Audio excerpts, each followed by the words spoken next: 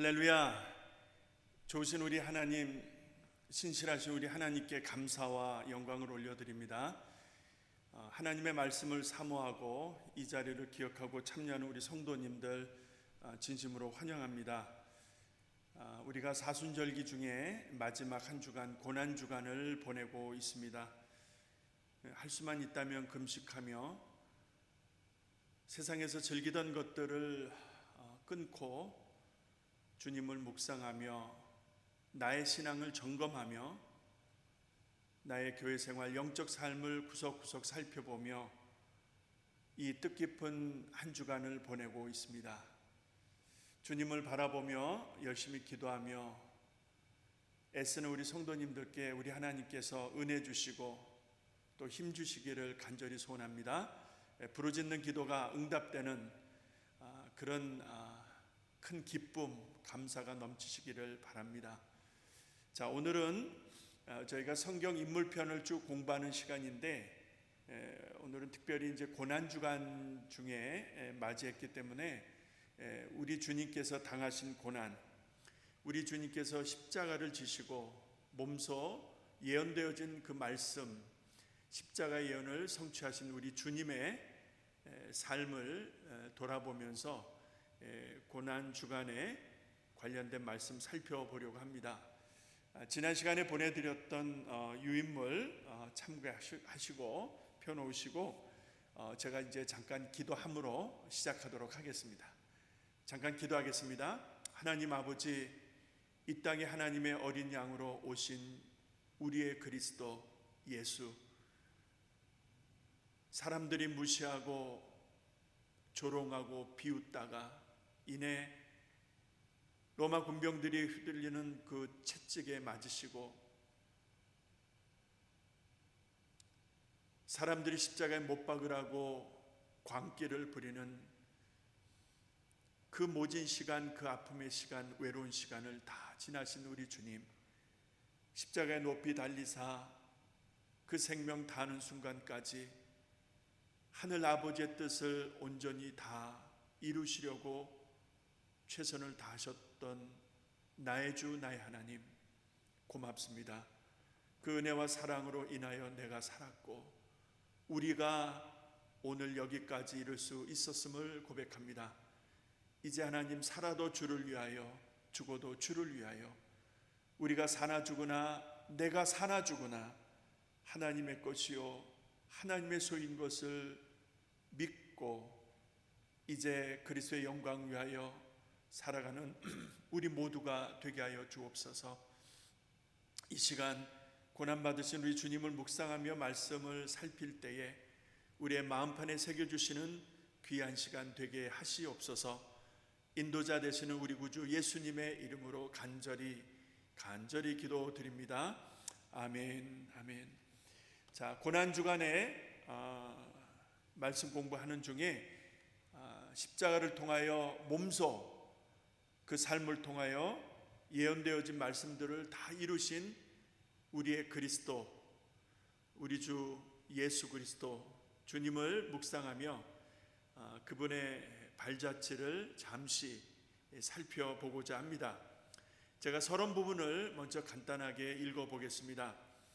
그리스도 예수의 일생 가운데서 십자가의 죽음과 그리고 부활과 함께 이 두 사건은 가장 중요한 사건이 되는 것입니다.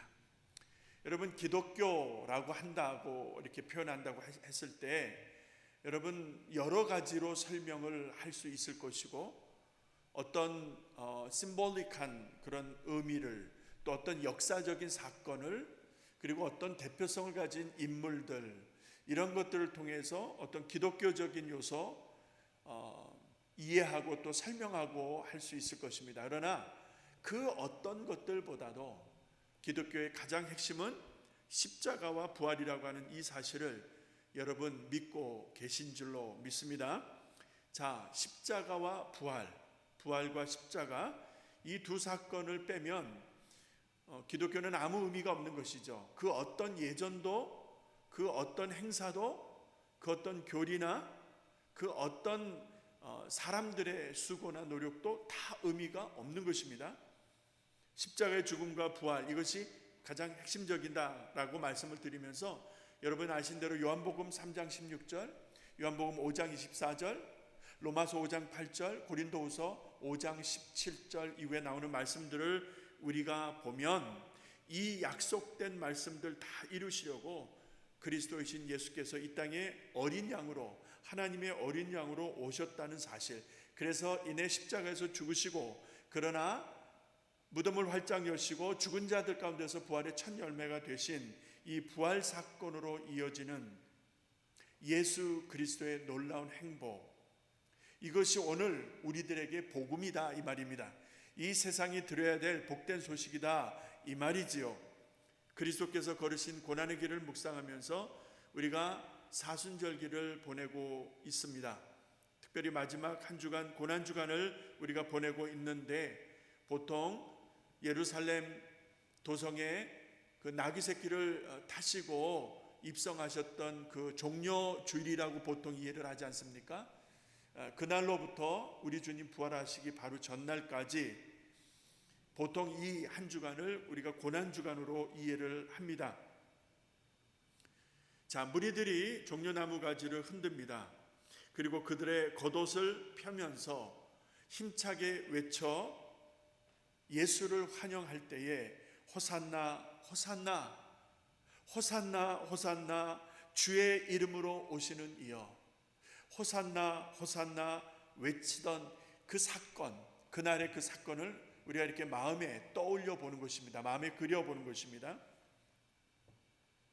자, 그렇게 열렬히 환영하는 백성들의 모습과 그 예루살렘 도성이 떠나갈 듯한 그런 진동하는 듯한 그런 놀라운 그 분위기가, 상황이 연출되고 있었는데, 자, 그것을 바라보고 있었을 종교 지도자들, 장로, 대제사장, 바리새인들, 서기관들, 자, 이들이 그 광란의 분위기와 같은 정말 들썩들썩했을 그 분위기를 바라보면서 어떤 생각을 했을까, 어떤 마음을 가졌을까, 여러분 어렵지 않게 우리가 생각해 볼 수가 있는 것입니다.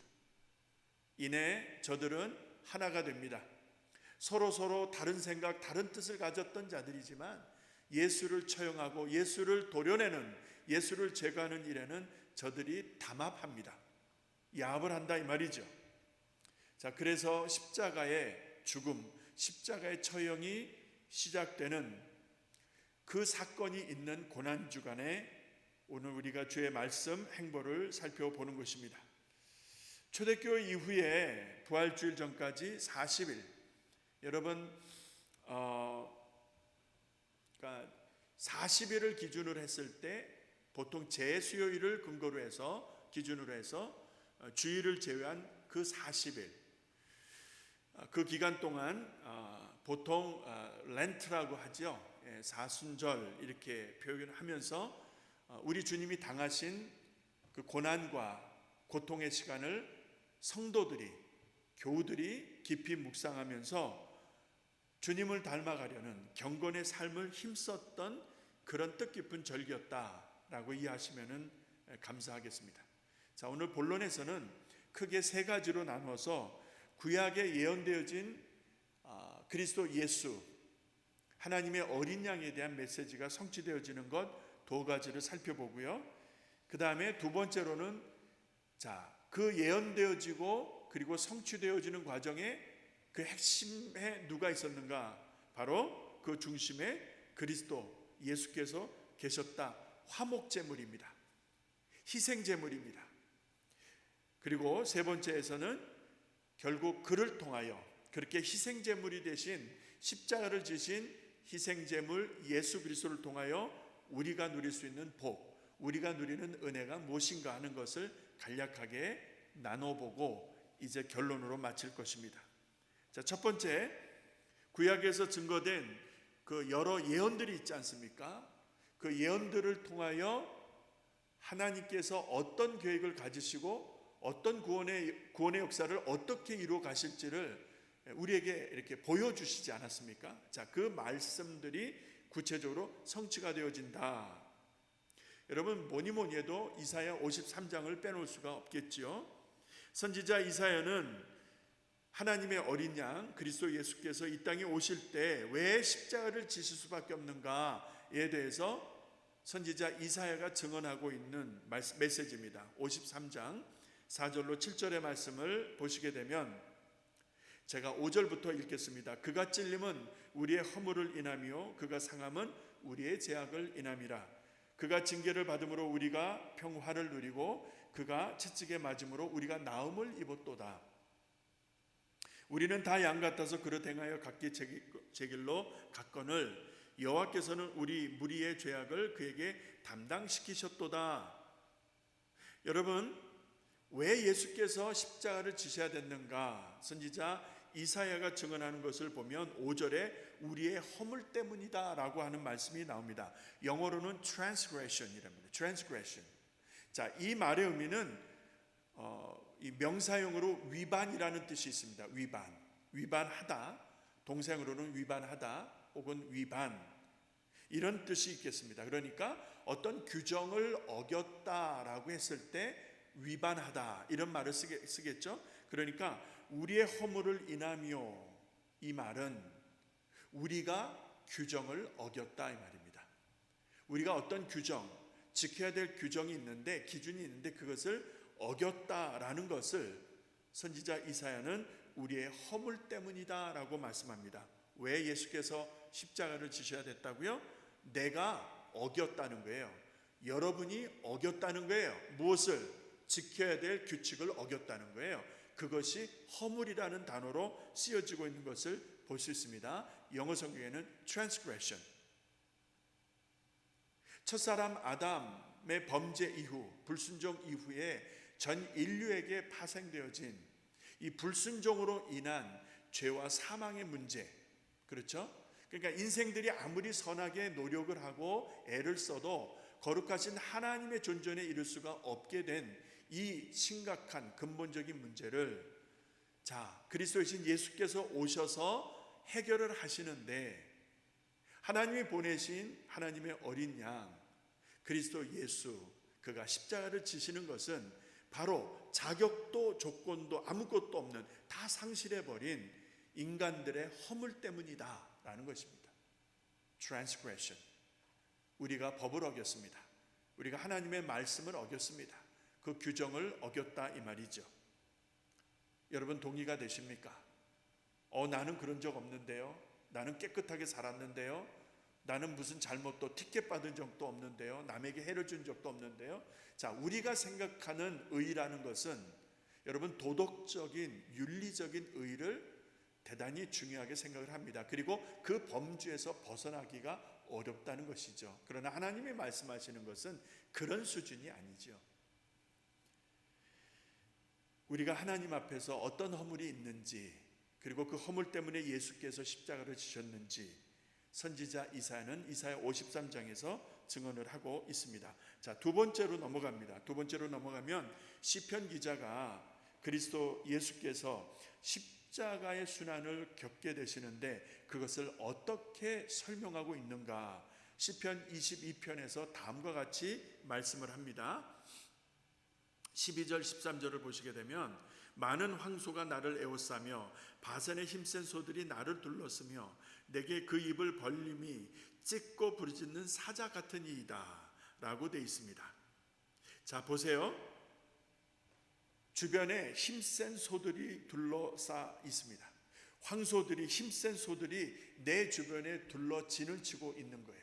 그리고 그들이 나를 달려들어 찢는데 어떤 모습인가 보았더니 부르짖는 사자의 입과 같아서 그런 나를 찢어버리는 이런 표현을 쓰고 있는 것이죠.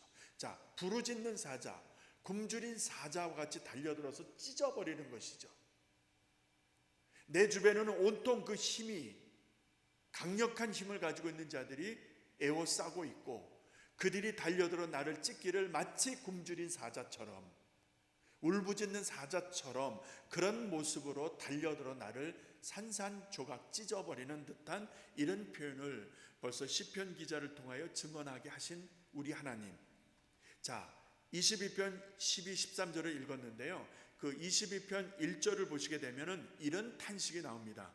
내 하나님이여 내 하나님이여 어찌 나를 버리셨나이까?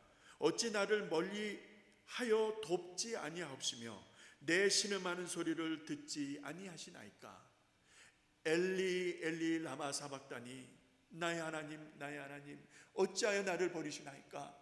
간절하게 외치는 하나님의 어린 양의 절규를 여러분 느껴보실 때, 여러분 이미 구약에서 이렇게 그리스도 예수가 당할 고난과 어떻게 깨어지고 어떤 핍박과 어려움을 당하게 될지를 곳곳에서 이렇게 말씀하고 있다는 것을, 그러나 이 고난 주간에 우리 주님께서 몸소 그리고 십자가에서 죽으심으로 그 예언되어진 말씀을 그 몸으로 다 성취하시는 것을 볼 수가 있습니다. 여러분 보세요. 손을 닦는 빌라도, 본디오 빌라도 총독, 그 다음에 장로들, 대제사장들, 바리새인들, 서기관들, 그리고 이들에게 사주받아 예수를 십자가에 못 박으라고 광기를 부리고 있는 무지몽매한 사람들, 여러분 이들이 다 예수를 둘러싼 바산의 암소와 같이, 그렇죠? 많은 황소 떼와 같이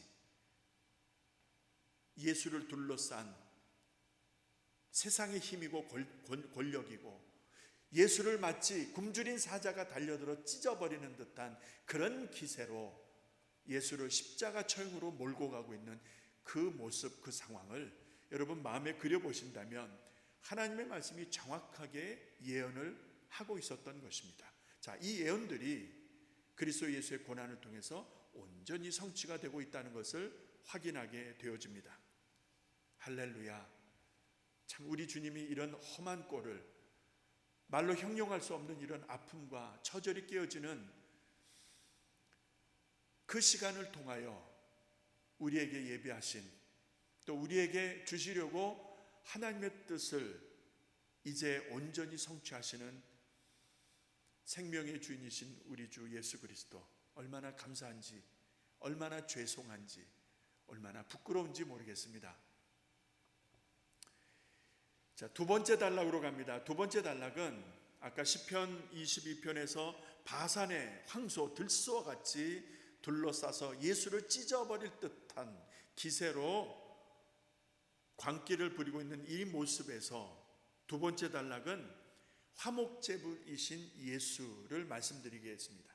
자, 그렇게 힘센 자들이 둘러싸 있는데 예수는 너무나 무기력하고 털 깎는 자 앞에서 잠잠히 입 다물고 있는 어린 양과 같은 모습이다 이 말이죠. 그러니까 예수는 아무런 반항을 안 하는 거예요. 자, 손 한번 드시면 그들을 싹 단죄하실 수 있는데, 예수께서 말씀 한마디만 하시면 하늘의 천군 천사들을 동원해서 그들을 싹 멸해버리실 수도 있는데, 한순간에 날려버릴 수도 있으실 분인데, 그런데 예수께서 아무런 저항을 하지 않으십니다. 그들이 쏟아놓는 모든 수치와 모욕을 다 온몸으로 받아내고 계십니다. 이것을 성경은 화목제물이라고 말씀합니다. 하나님과 인간 사이에서 진정 근본적인 문제를 해결하기 위해서 진정으로 드려지는 온전한, 흠이 없는 완전한 제물이다, 이런 의미가 되겠죠. 자, 그런 의미에서 마가복음에서 제자 마가는 예수님이 이 땅에 오신 목적을 다음과 같이 증언하는 것을 볼 수 있습니다. 마가복음 10장 45절이죠.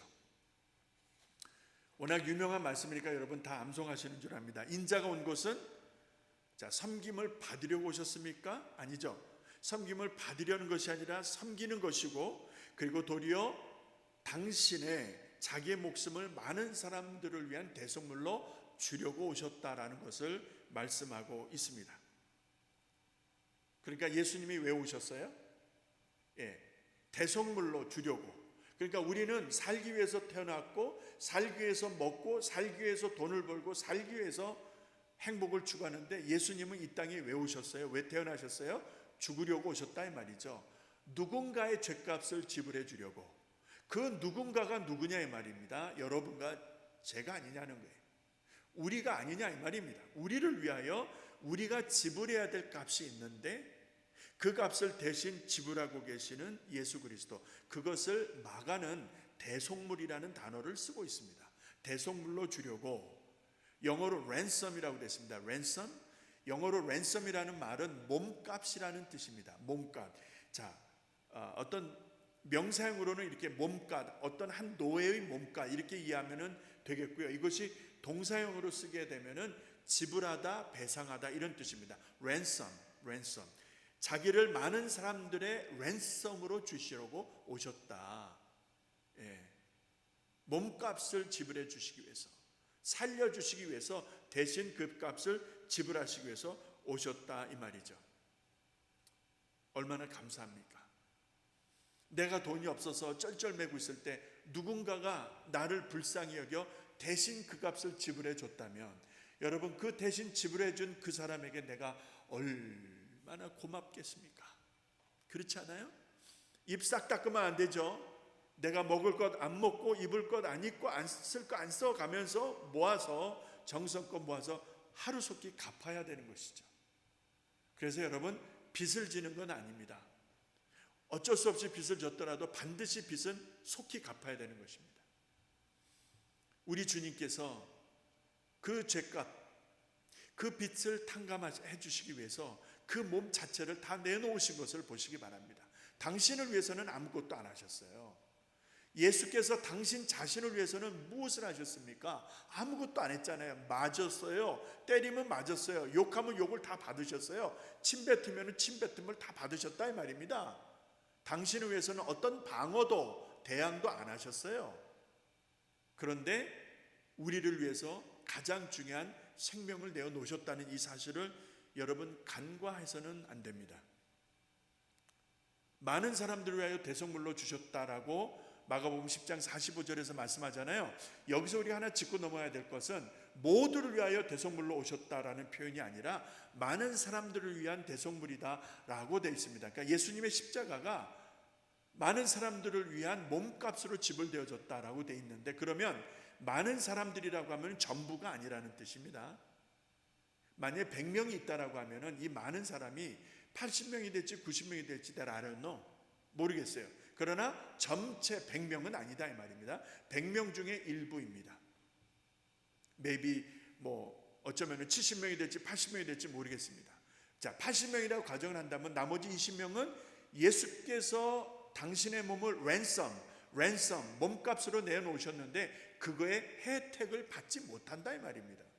이 얼마나 두려운 부분입니까? 얼마나 걱정스러운 말씀입니까? 내가 정말 이 은혜를 받아 누리고 있는지 모르겠어요. 정말 예수님이 그 몸값을 지불해 주셨다는 그 사실을 나를 위한 사건이고 나를 위한 은혜라는 것을 확신하고 있는지 모르겠다 이 말입니다. 마가복음 10장 45절 그런 의미에서 꼭 암송하시고요. 두 번째는 사도 바울이 로마서 5장 8절에서 역시 너무나 잘 알려진 너무나 유명한 말씀이죠. 우리가 아직 죄인 되었을 때에, 여러분과 제가 아직 죄인 되었을 때 그리스도께서 우리를 위하여 십자가에서 죽으심으로 하나님께서 우리에게 대한 자기의 사랑을 확증하셨다. 여기서 확증이라는 것은요, demonstrate이라는 단어를 쓰고 있습니다. demonstrate이라는 게 뭐죠? 드러내다, 보여주다라는 말이죠. 그러니까 하나님이 작정하고 사람들에게, 인류 가운데 하나님이 얼마나 인류를, 사람들을, 우리를, 나를 사랑하시는지 눈으로 볼 수 있도록 드러내신 사건이 바로 십자가 사건이다 이 말이죠. 그래서 십자가는 중죄인이 죄를 받는, 죄값을 지불하는 그 죄인들의 죄값을 지불하게 하는 그 형틀로서의 십자가만이 아니라 그런 목적으로 예수님을 십자가에 달아 죽게 했지만은, 여러분 그 십자가에는 하나님의 사랑이 새겨져 있다는 거예요. 하나님의 사랑이 드러나고 있다. demonstrate. 하나님의 사랑을 demonstrate 하고 있다라고 말씀하고 있습니다. When we were yet sinners. 여러분과 제가 아직도 죄인이고 원수 되었을 때에 하나님이 십자가에서 그것을 demonstrate 하셨다 이 말입니다. 마가는 대속물이라는 단어를 썼고요. ransom. 사도 바울은 사랑의 확증이라는 단어, demonstration이라는 단어를 쓰고 있습니다. 여러분 어떻게 생각을 하십니까? 이렇게 봐도 맞습니다. 저렇게 보아도 아멘입니다. 아니십니까? 맞습니다. 우리를 위하여 대속물로 오신 예수 그리스도, 우리를 위하여 하나님의 사랑을 확증해 주신 예수 그리스도, 얼마나 감사합니까? 그래서 세 번째 보시게 되면은, 이렇게 됨으로 말미암아 ransom, demonstration, 대속물과 사랑의 확증이라는 이러한 사건으로 십자가를 이해할 때에 로마서 5장 10절에서 사도 바울이 그 결과적인 의미에서 매우 중요한 한 단어를 말씀합니다. 들어보세요. 우리가 원수되었을 때 그 아들의 죽으심으로 말미암아 하나님으로 더불어 화목되었은즉 화목된 자로서 더욱 그의 살리심을 인하여 구원을 얻을 것이니라. 여기서 사도 바울이 강조하고 있는 것은 화목이라는 단어입니다.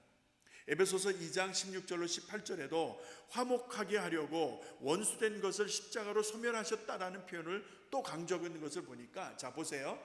마가가 대속물이라는 단어로 십자가를 이해하고, 사도 바울이 로마서 5장에서 사랑의 확증이라고 십자가를 이해할 때에 이러한 이해를 모두어서 결론을 낼 수 있는 그 근본적인 목적과 이유를 어떻게 우리가 정리할 수 있는가 보았더니 화목이라는 단어로 정리가 된다 이 말입니다. 화목, reconciliation, 화목, 다시 말해서 회복되었다라는 의미가 되겠죠. 망가져서 완전히 기능을 상실했는데, 여러분 컴퓨터에 바이러스가 들어오면, 여러분이 쓰시는 핸드폰에 바이러스가 들어오게 되면 기능이 안 되잖아요. 그거 그대로 쓰면 쓸 수 있습니까? 안 되잖아요. 그렇게 기능을 상실한 인생들에게 여러분 그리스도 예수의 십자가가 완전하게 회복시키는, 완전하게 새롭게 하시는 그런 결과를 가져왔다라고 로마서 5장 10절, 에베소서 2장 16절로 18절에서 강조하고 있습니다. 여러분 아멘이십니까?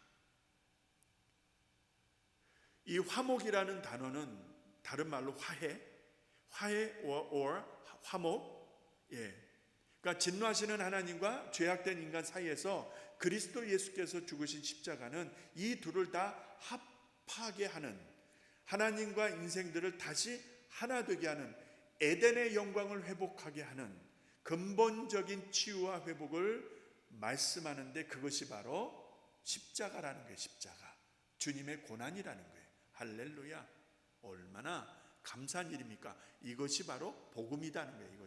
이 복음이 어떻게 완성이 됩니까? 부활하심으로 말미암아. 무덤에 계신 것이 아니라 무덤을 여시고 다시 살아나심으로 말미암아 이 엄청난 복음의 소식이 이제 완성이 되어서 복음의 능력으로 나타나게 된 것이죠. 십자가를 통하여 주시는 은혜, 마지막 단원입니다. 그가 찔림은 우리의 허물을 인함이요 그가 상함은 우리의 죄악을 인함이라.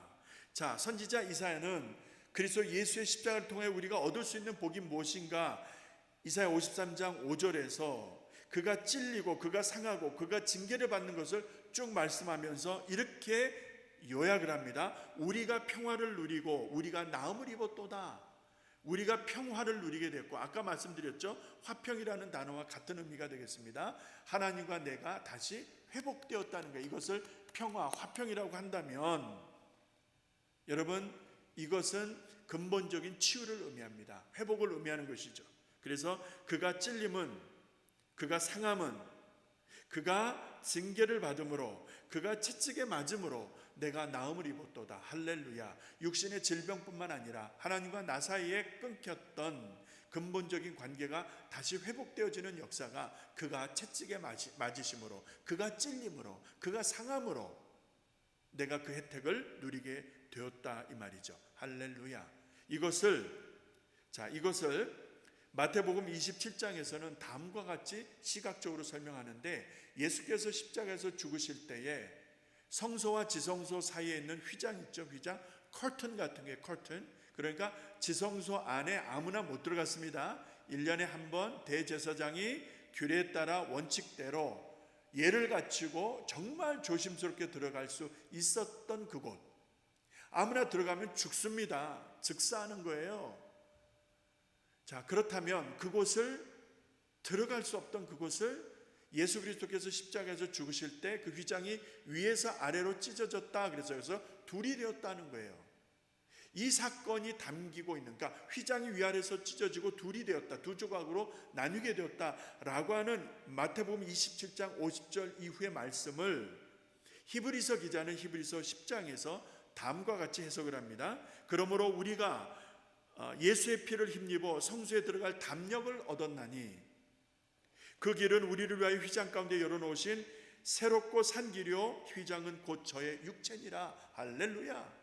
자, 휘장이 위에서 아래로 찢어져서 이제는 1년에 대제사장 한 번만 들어갔던 그곳이 아니라 누구든지 들어갈 수가 있게 되었는데, 아무나 들어가는 것이 아니라 예수 그리스도의 피의 공로로, 예수 그리스도의 피의 공로로, 다시 말해서 예수 그리스도를 믿고 변화된 사람들, 그가 찔림은, 그가 상함은, 그가 채찍에 맞음으로 내가 나음을 입었도다라는 확실한 신앙 고백이 있는 사람들이 그 예수의 이름을 힘입어서 지성소 안으로, 거룩한 하나님의 임재 안으로 들어갈 수 있게 되었다. 할렐루야. 이것이 그리스도 예수의 죽음이 가져오는 혜택이다라는 말씀입니다. 누구든지 그리스도 예수의 이름을 의지하여 거룩하신 하나님의 존전으로 나갈 수 있게 되었다. 할렐루야. 이것이 사는 길이다. 휘장 가운데 열어놓으신 사는 길인데 이것이 곧 예수 그리스도의 육체라고, 다시 말해서 십자가에서 죽으신 예수 그리스도라고, 그분의 공로라고, 그분의 은혜라고 말씀하고 있는 것입니다. 예수가 이런 분이세요. 십자가에서 죽으신 예수가 이런 분이다 이 말입니다. 여러분 믿고 계십니까? 정말 이러한 예수님을, 예수님의 이런 은혜를 조금이라도 맛보아 알고 계십니까? 나를 위하여 죽으신 예수, 우리를 위하여 그 허물과 죄값을 그 몸으로 다 once for all, 한 번에 다 지불해 버리신, 그래서 예전의 사람이나 지금의 사람이나 앞으로 미래 사람들까지 그의 이름을 부르는 자는 다 구원을 얻게 하시는 예수 그리스도. 이제 결론입니다. 예수께서 제자들에게 아무든지 나를 따라오려거든 자기를 부인하고 날마다 제 십자가를 지고 따르라고 말씀을 하셨습니다. 누가복음 9장 23절의 경우입니다. 자, 여기서 질문을 드려봅니다. 내가 져야 할 십자가는 어떤 십자가인가? 누구든지 나를 따르려거든 제 십자가를 지라고 하셨어요. 그러니까 각자에게 주어진 십자가가 있다는 것입니다. 이 십자가에 대한 오해가 많아요. 이 십자가에 대한 정확지 않은 생각들이나 자기 주장들이 너무 많다 이 말입니다. 하나님이 내게 주신 십자가가 뭔지를 잘 살피셔야 돼요. 하나님이 우리 교회 가운데 주신 십자가가 뭔지를 잘 살피셔야 돼요. 하나님이 이 세대 가운데 주신 십자가가 무엇인지를 잘 살펴야 된다 이 말입니다. 우리가 주관적인 해석을 해서는 안 됩니다. 하나님이 내게 주신 십자가가 있어요. 다른 사람이 대신할 수 없는, 내가 반드시 져야 되는 나의 십자가가 있다 이 말입니다. 그것을 지고 따르라는 거예요. 목사로서의 십자가가 있고요, 장로로서의 십자가가 있고요, 집사 권사로서의 십자가가 있고요, 성도로서의 십자가가 있다 이 말이요. 그런데 무겁다고 앉으시겠습니까? 화난다고 앉으시겠느냐 이 말입니다. 싫다고 밉다고 앉으시겠느냐 이 말입니다. 지지 마세요. 그러면 하나님은 그런 자들의 억지로 지는 십자가를 원치 않으십니다.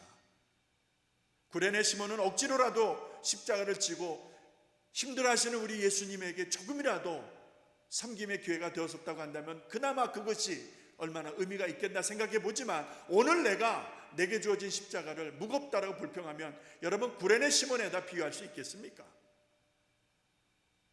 주님이 지신 십자가보다 더 무겁겠습니까? 주님이 지신 십자가보다 더 고통스럽겠습니까? 비교가 되겠습니까?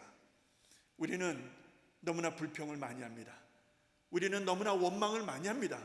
우리는 너무나 미워하고 증오하는 일에 참 지혜롭습니다.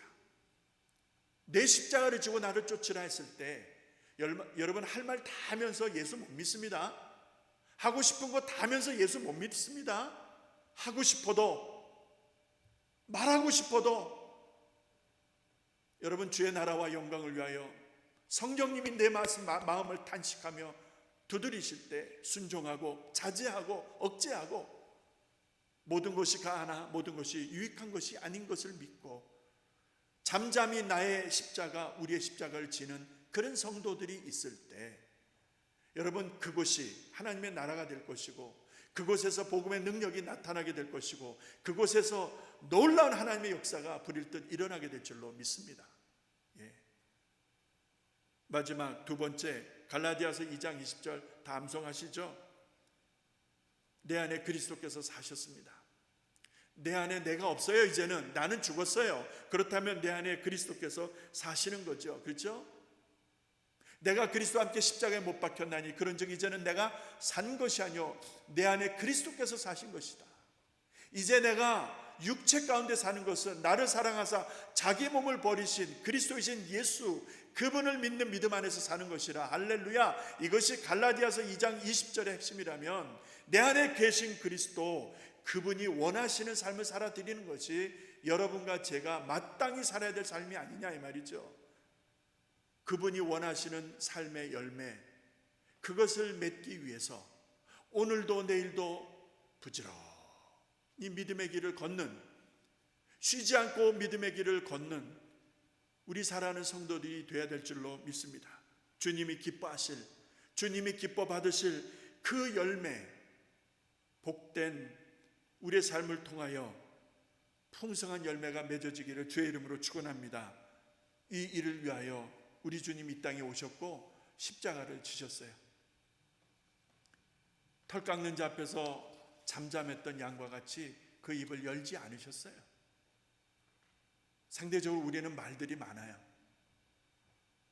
우리 주님처럼 말을 하지 아니하고 그러나 삶을 통하여 보내신 자 아버지의 뜻을 이루어드린 것처럼 우리도 삶을 통하여 하나님이 우리에게 주신 각자의 삶 속에서 이루어야 되는 하나님의 뜻, 하나님의 영광, 우리 온 성도들이 그것을 이루어가며 그것을 성취할 수 있기를, 그것을 열매로 맺어갈 수 있기를 주의 이름으로 축원합니다.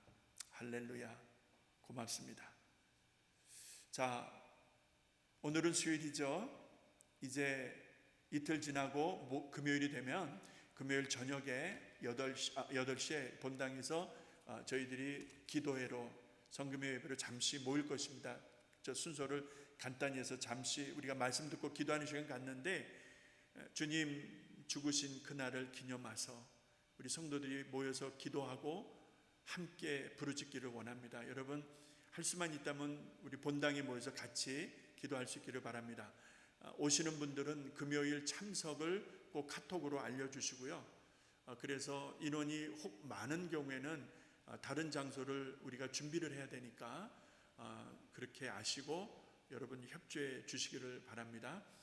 새벽기도 열심히 참석하셔서 이번 토요일까지 잘 마무리하셔서 정말 유종의미를 잘 거둬주시고요. 또한 부활주일 새벽에 시카고 교회협의회에서 주관하는 새벽 연합예배에 여러분 영상으로 참여해 주시고 그 영상으로 들어갈 수 있는 주소는 카톡방에다 올려드릴 것입니다. 그러니까 한 분도 빠지지 마시고 참여하셔서 고난받으신 우리 주님과 함께 그 고난의 의미를 되새기고, 그러나 다시 사신 우리 주님과 함께 부활의 영광을 아침을 그 영광을 맞이할 수 있는 우리 성도님 모두 될 수 있기를 바랍니다. 감사합니다. 그러면 제가 이제 기도하고 마치도록 하겠습니다. 이번 주간에는 날씨가 참 좋습니다. 비 온다는 소식은 없고요.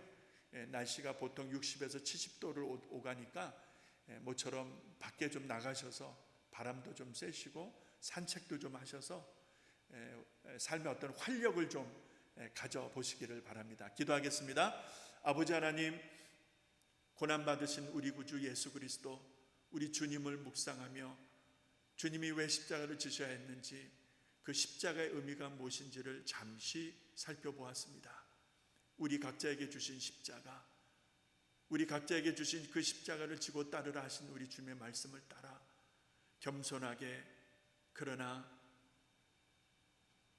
쉼 없이, 불평 없이, 원망 없이 주신 그 사명 감당하는 우리 모두 성도들 되게 하여 주옵소서. 무겁다고, 힘들다고, 불평하거나 원망하는 우를 범치 말게 하시옵소서. 고난받으신 우리 주님을 묵상하며 잠잠히 그 길을 따르는 우리 교회와 우리 성도들 되게 하여 주시옵소서. 감사드렸고 예수님의 이름으로 기도합니다. 아멘. 감사합니다. 평안하시고 또 기도 많이 하시고 금요일 저녁 또 부활주일 아침에 뵙도록 하겠습니다. 감사합니다.